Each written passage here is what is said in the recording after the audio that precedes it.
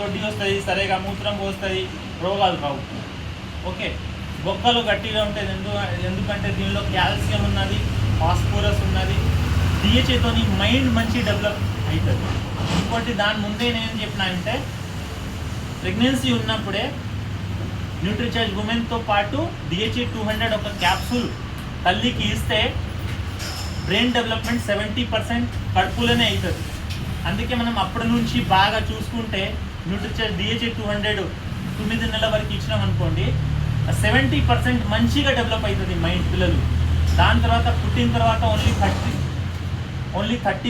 30% 12 years వరకు పెరుగుతూనే ఉంటుంది మైండ్. ఓకే, దాని గురించి ఇది మనం ఇస్తే పిల్లలకి హెల్త్ మంచిగా ఉంటుంది. ఎంత హైట్ ఉండాలో అంతే ఉంటుంది. బయట ఏదో ప్రొడక్ట్ ఇస్తున్నాం అనుకోండి, బయట బాగా ఏదో బార్లీ కానీ ఏదో ఇచ్చినాం అని అనుకోండి, పిల్లలు బాగా లవ్గా అవుతున్నారు. చూడండి, చిన్న చిన్న పిల్లలకి మంచి తినిపిస్తే బాగా లవ్గా అవుతున్నారు, మరి బలం ఉండదు. కొంచెం వాతావరణం మారింది అనుకోండి, తొందర జలుబు వస్తుంది, కాఫ్ వస్తుంది, రాత్రి మొత్తం పరేషాన్ చేస్తారు, మళ్ళీ హాస్పిటల్ తీసుకెళ్ళాలి, నెబులైజర్ పెట్టుకోవాలి, 3 రోజులు అడ్మిట్ చేయాలి. ఇలాంటి పరిస్థితి రావద్దు అంటే మనం పిల్లలకి ఇది వాడిపియాలి. నా పిల్లలకి జలుబు దగ్గు రాదు అంటే అట్లా చెప్తలేను, వస్తుంది మరి అంత హెవీగా అంత సీరియస్గా ఏమి చిన్న ఏదో టాబ్లెట్ పంచతులసి కానీ ఇలాంటివి ఇస్తే వస్తూనే ఉంటుంది, పోతూనే ఉంటుంది.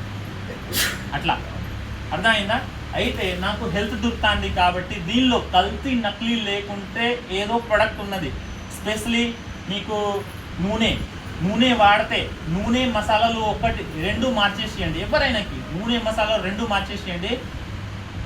ఇప్పుడు ప్రపంచంలో 60-70% రోగాలు మీకు రావు. ఓన్లీ నూనె మసాలాలు, వేరే ఏం వాడకండి.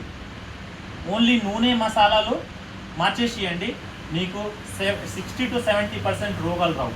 ప్రపంచంలో ఉన్న బీపీ, షుగర్, పెద్ద రోగాలు ఉన్నాయి, క్యాన్సర్, ఎలాంటి నార్మల్గా ఏదో వింటున్నాం కదా, అది రావు.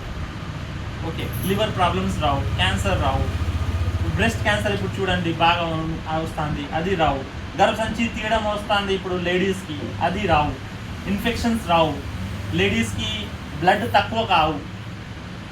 ఓకే, ఇలాంటి ప్రొడక్ట్స్ మన దగ్గర ఉందండి.